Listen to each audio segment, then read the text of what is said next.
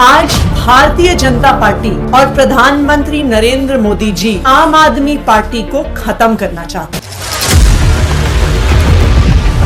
कि दिल्ली की माताओं बहनों की हाय अरविंद केजरीवाल को लगी है और अब इनकी बारी गिरफ्तार होने की है। इस सब शराब घोटाले के मास्टरमाइंड और किंग पिन तो अरविंद केजरीवाल जी आप ही हैं। सीबीआई और ईडी को मिसयूज करने का किस्सा अरविंद केजरीवाल पे नहीं खत्म होगा। उन्होंने सोचा कि लीगल तरीके से, ईमानदारी से केजरीवाल को हराना मुश्किल ही नहीं, नामुमकिन है। कि आज ये अंतर करना मुश्किल है कि ईडी ही भाजपा है या भाजपा ही ईडी है। नमस्कार, मैं सुहाना आपके साथ और आप देख रहे हैं digital Khabrilal. Truth and dare के इस खास कार्यक्रम में आप सभी का स्वागत है। इस कार्यक्रम के पहले एपिसोड की शुरुआत करेंगे आज की सबसे बड़ी खबर के साथ। जी हां, सीएम अरविंद केजरीवाल आज ईडी के समक्ष पेश नहीं हुए, जिसके बाद सियासी बवाल शुरू हो चुका है। आपको बता दें कि सीएम अरविंद केजरीवाल को ईडी ने आज यानी 2 नवंबर को पेश होने के लिए कहा था, लेकिन उन्होंने सीएम अरविंद केजरीवाल ने इस नोटिस को गैर कानूनी बताया और बीजेपी की साजिश बताया, जिसके बाद वे मध्य प्रदेश में चुनावी प्रचार के लिए रवाना हो गए। उनके मध्य प्रदेश में रवाना होने के बाद यहां दिल्ली में आरोप प्रत्यारोप का दौर भी शुरू हो गया। आरोप प्रत्यारोप एक तरफ तो वहीं दूसरी तरफ आपको बता दें कि दिल्ली के राजघाट पे बीजेपी का प्रदर्शन शुरू हो गया। जी हां, ये तस्वीर आपको सीधे दिखा रहे हैं दिल्ली की। जी हां, दिल्ली के राजघाट पे बीजेपी का ये प्रदर्शन शुरू हुआ। हाथों में तकिए लिए, बैनर पोस्टर लिए ये सभी बीजेपी कार्यकर्ता व नेता प्रदर्शन करते हुए नजर आए। सीएम अरविंद केजरीवाल के इस्तीफे की भी मांग करते हुए नजर आए। बता दें कि सीएम अरविंद केजरीवाल ईडी के समक्ष पेश नहीं हुए, जिसके बाद बीजेपी लगातार हमलावर होती नजर आ रही है। आप तस्वीरों में देख सकते हैं कि जमकर नारेबाजी की जा रही है और साथ ही साथ यहां हाथ में पोस्टर लिए जमकर सीएम अरविंद केजरीवाल के खिलाफ विरोध प्रदर्शन किया जा रहा है। यहां आपको बता दें कि जब ईडी का समन जारी किया गया था, उसी समय आतिशी ने प्रेस कॉन्फ्रेंस करके ये आशंका जताई थी कि 2 नवंबर को सीएम अरविंद केजरीवाल की गिरफ्तारी होगी। और वहीं जब मनीष सिसोदिया की गिरफ्तारी हुई थी तो उसी दिन अरविंद केजरीवाल ने साफ कहा था कि उन्हें जेल जाने से डर नहीं लगता, वे जनता के लिए कार्य करते रहेंगे, वे बीजेपी की किसी भी साजिश का शिकार नहीं होंगे।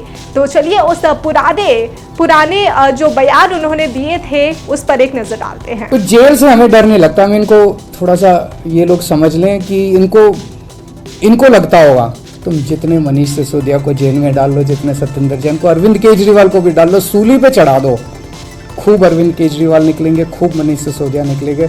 अब तो देश आगे बढ़ गया।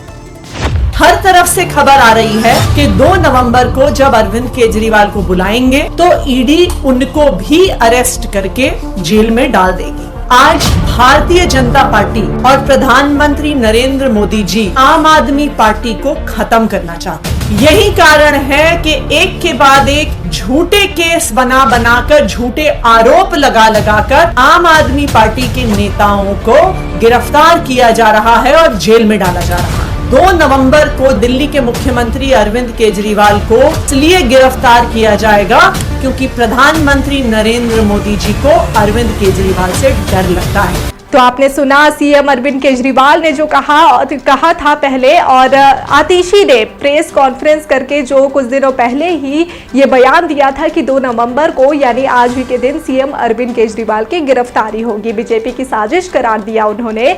साथ ही आपको बता दें कि इसके अलावा बीजेपी प्रवक्ता संबित पात्रा का बयान इसी बीच सामने आ रहा है। उन्होंने कहा कि सीएम अरविंद केजरीवाल क्या कानून से भी परे हो गए। मुझे तो आश्चर्य लगता है, ये वही अरविंद केजरीवाल बगल में फाइल दबा करके ये रोज 4 बजे जब राजनीतिक पार्टी नहीं थी तो प्रेस कॉन्फ्रेंस करते थे, आप ही लोग बैठे होते थे और प्रेस कॉन्फ्रेंस में कहते थे आज मैं शीला दीक्षित के खिलाफ खुलासा करूंगा, आज मैं रॉबर्ट वाड्रा के खिलाफ खुलासा करूंगा, आज मैं सोनिया जी के खिलाफ खुलासा करूंगा, आज मैं लालू प्रसाद यादव के खिलाफ खुलासा करूंगा, मेरे पास ठोस सबूत है। और जब 5 बजे इनकी प्रेस कॉन्फ्रेंस खत्म होती थी तो अरविंद केजरीवाल कहते थे खुला दरवाजा है मेरा, खुला दरबार है मेरा। मैं चैलेंज करता हूं लालू प्रसाद यादव से, मैं चैलेंज करता हूं रॉबर्ट वाड्रा से कि वो आए, मेरे प्रश्नों का उत्तर दे, तभी मैं इन्हें क्लीन चिट दूंगा। ये अलग बात है, अभी गलबैये कर रहे हैं इनके साथ घमंडिया अलायंस बनाया हुआ है। मगर ये सारी चीजें अरविंद केजरीवाल जी के खुद के स्टेटमेंट हैं। वाह अरविंद केजरीवाल जी, आप चंद कागजों पर सवाल लिख के लाते थे, उन सवालों के जवाब आप उस समय विपक्ष के और सत्ता की नेताओं से मांगते थे, वो तो ठीक था। आज देश की संवैधानिक जांच एजेंसी आपको सवाल के कटघरे में जब खड़ा कर रही है तो आप भाग गए। तो अभी हमने आपको सुनाया कि बीजेपी प्रवक्ता संबित पात्रा ने अरविंद केजरीवाल को आड़े हाथों लिया, तो वहीं दूसरी तरफ आप पार्टी प्रवक्ता सौरभ भारद्वाज ने बीजेपी पर जमकर हमला बोला। उन्होंने भी कटाक्ष किया है, क्या कुछ जवाब, करारा जवाब उन्होंने दिया है, आइए आपको सुनाते हैं। आज दिल्ली के मुख्यमंत्री अरविंद केजरीवाल जी को ईडी ने सम्मन किया था। मुख्यमंत्री जी ने ईडी को पत्र लेके बताया है और कुछ बातें बहुत जरूरी उन्होंने रेखांकित की हैं। पहला, ईडी के सम्मन में यह कहीं साफ नहीं हो रहा कि वो अरविंद केजरीवाल जी को किस हैसियत में बुला रहे हैं। संदिग्ध की हैसियत से बुला रहे हैं, गवाह की हैसियत से बुला रहे हैं, ये जानबूझ के इसको साफ नहीं किया जा रहा, वो साफ करे ईडी। दूसरा, अरविंद केजरीवाल जी को दिल्ली के मुख्यमंत्री होने के नाते बुलाया जा रहा है, आम आदमी पार्टी के कन्वीनर होने के नाते बुलाया जा रहा है, या as an individual Arvind Kejriwal करके बुलाया जा रहा है, ये ईडी ने अपने समन में साफ नहीं किया। ईडी इसको साफ करे। एक तरफ जहां बीजेपी और आम आदमी पार्टी एक दूसरे पर आरोप प्रत्यारोप का दौर आज सुबह से ही शुरू कर चुकी है, राजघाट पर विरोध प्रदर्शन लगातार जारी है, तो इसी बीच आपको बता दें कि बीते कल ही राघव चड्ढा ने भी प्रेस कॉन्फ्रेंस की थी और इस प्रेस कॉन्फ्रेंस में उन्होंने भी बीजेपी पर जमकर हमला बोला था। उन्होंने कहा था कि इंडिया महागठबंधन से बीजेपी डर गई है, यही वजह है कि महागठबंधन में जितने भी शीर्ष चेहरे हैं उन सभी को टारगेट किया जा रहा है ताकि सत्ता हासिल कर सके बीजेपी। जब रेस में कोई और होगी ही नहीं तो फिर वे सत्ता हासिल कर लेगी। बीजेपी को आड़े हाथों लेते हुए राघव चड्ढा ने साफ कहा था कि बीजेपी इंडिया महागठबंधन से डर चुकी है। क्या कुछ उन्होंने बीते कल कहा था, ये आपको सुनाते हैं। इन पुख्ता सूत्रों का कहना है, ये योजना है कि जो टॉप लीडरशिप है इंडिया गठबंधन के पॉलिटिकल पार्टीज की, जो मेन नेता हैं इंडिया गठबंधन के, उन्हें पकड़ के जेल में डाल दो। जब टॉप नेता जेल में डाल दिया जाएगा तो वो चुनाव कैसे लड़ेगा? वो तो कोर्ट कचहरी वकील एजेंसी जेल के चक्कर काटता रह जाएगा, पार्टी कैसे चलेगी? तो यानी कि अगर इंडिया गठबंधन के एक एक नेता को, जो शीर्ष नेता है, टॉप लीडरशिप है पार्टी की, या पार्टी का मेन मुखिया है, मेन अध्यक्ष है, अगर उसे ही पकड़ के जेल में डाल दोगे तो रेस में तो अकेले भाजपा दौड़ेगी और अकेले ही जीत जाएगी। तभी हमने आपको सुनाया कि राघव चड्ढा ने भी बीते कल प्रेस कॉन्फ्रेंस कर बीजेपी पर जमकर हमला बोला। इसके अलावा भी कई नेताओं ने आरोप प्रत्यारोप किए हैं। बीजेपी और आम आदमी पार्टी दोनों तरफ से ही ये सियासी बवाल शुरू हो चुका है। बाकी नेताओं ने भी और क्या कुछ अपनी प्रतिक्रिया दी है सीएम अरविंद केजरीवाल के ईडी के समक्ष पेश ना होने को लेकर, आइए आपको सुनाते हैं। और कई प्रश्न जो उस नोटिस में अनुत्तरित थे उनके बारे में पूछा और ये मांग की कि इस नोटिस को वापस लिया जाए। उस नोटिस में यह स्पष्ट नहीं था कि दिल्ली के मुख्यमंत्री अरविंद केजरीवाल जी को मुख्यमंत्री के रूप में ईडी बुलाना चाहती है, आम आदमी पार्टी के राष्ट्रीय संयोजक के रूप में बुलाना चाहती है,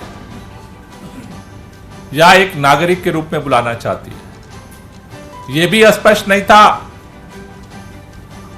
कि उनको एक गवाह के रूप में बुला रही है या एक सस्पेक्ट के रूप में बुला रही है। अरविंद केजरीवाल जी का जवाब ईडी को गया, ईडी का जवाब नहीं आया। जवाब देने के लिए भारतीय जनता पार्टी का राष्ट्रीय प्रवक्ता है, जो बार बार पूरा देश कह रहा है कि आज ये अंतर करना मुश्किल है कि ईडी ही भाजपा है या भाजपा ही ईडी है, सीबीआई ही भाजपा है या भाजपा ही सीबीआई है। भाजपा के नेता, कल एक वरिष्ठ नेता कह रहे थे कि ईडी स्वतंत्र है, एजेंसियां स्वतंत्र हैं, भाजपा का उससे कोई लेना देना नहीं है। जब भारतीय जनता पार्टी का इन एजेंसियों से कोई लेना देना नहीं है, सवाल एजेंसियों पे उठता है। जवाब देने भारतीय जनता पार्टी के नेता क्यों सामने खड़े हो जाते हैं? नोटिस ईडी ने भेजा, जिसको भेजा उन्होंने जवाब ईडी को भेजा, ईडी का जवाब नहीं आया। भारतीय जनता पार्टी के प्रवक्ता आकर के जवाब दे रहे थी। अरविंद केजरीवाल का जवाब आ गया और वो घबरा रहे हैं ईडी के सामने पेश होने के लिए। क्या कह रहे हैं? भारतीय जनता पार्टी के कहने पर ये नोटिस दिया गया, मुझे चुनाव प्रचार से करने से रोका जा रहा है, ये तो इलीगल है। अरविंद केजरीवाल जी, लीगली आपसे कुछ क्वेश्चन पूछे जा रहे हैं, कानून अपना काम कर रहा है। 338 करोड़ की मनी ट्रेल के बारे में सुप्रीम कोर्ट ने जिक्र किया है और आप एक्सपेक्ट करते हो कि ईडी आपसे सवाल भी ना पूछे? मास्टरमाइंड और किंग पिन अरविंद केजरीवाल है, ये हम सबको पता है लिकर घोटाले के अंदर। चूंकि इलेक्शन है इसलिए आपसे सवाल नहीं पूछे जा रहे हैं, ऐसा नहीं होगा। मनीष सिसोदिया के टाइम के अरेस्ट के बारे में आपने क्या कहा था? चूंकि इलेक्शन नजदीक आ रहे हैं, बीजेपी घबरा गई है। सत्येंद्र जैन की जब गिरफ्तारी हुई थी तब भी आपने कहा था कि हिमाचल प्रदेश के इलेक्शन है इसलिए बीजेपी घबरा रही है। मेरा मानना यह है कि इलेक्शन आएंगे जाएंगे, आपने कर्मकांड किए हैं, आपने घोटाले किए हैं, उसका सवालों का जवाब देना होगा, चाहे इलेक्शन हो या ना हो। आपको लाइसेंस नहीं मिल जाता कि क्योंकि इलेक्शन है इसलिए आप भ्रष्टाचार करिए। सवाल उठता है कि अरविंद केजरीवाल साहब 338 करोड़ रुपए की मनी ट्रेल अगर पाई गई उसमें आपकी संलिप्तता है, ये आपको जवाब देना है। सी अरविंद, मनीष सिसोदिया के जो पीए हैं, उन्होंने साफ कहा है कि अरविंद केजरीवाल के घर पर और उनकी मौजूदगी में हमें ड्राफ्ट यूएम की मीटिंग पकड़ाई गई जिसमें 5% से 12% कमीशन किया गया, उसका आपको जवाब देना है। विजय नायर इज माय बॉय, ये हमने नहीं कहा था, अरविंद केजरीवाल साहब आपने कहा था, इस बातों का जवाब आपको देना है।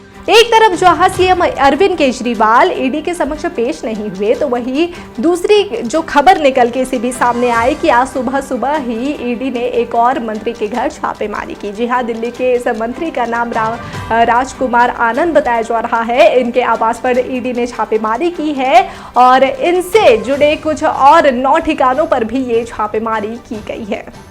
बहरहाल अब ये देखने वाली बात होगी कि सीएम का अगला टारगेट कौन होता है और क्या ईडी सीएम अरविंद केजरीवाल को दोबारा समन भेजती है या नहीं।